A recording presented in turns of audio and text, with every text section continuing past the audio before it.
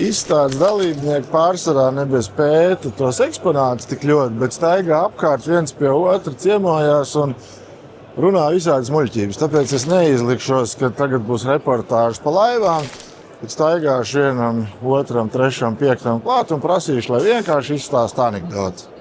Sena anekdote. Kā cilvēki pošās uz viesībām? Francūzis iet uz viesībām ar francūzieti, anglis iet uz viesībām ar pašcieņu, krievs iet ar pudeli, ebreju tautības cilvēks ar torti. Ko katrs dara viesībās?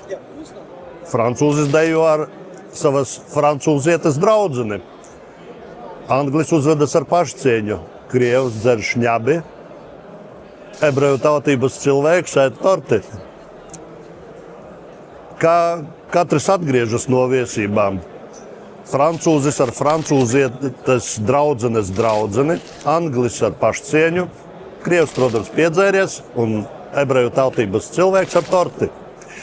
Piesakojiet, nav tikai esiet ar plaši atvērtām acīm, iespaidiem, apvāršņiem un nav tikai jums palīdzējis īstenot jūsu sapņus. Paldies!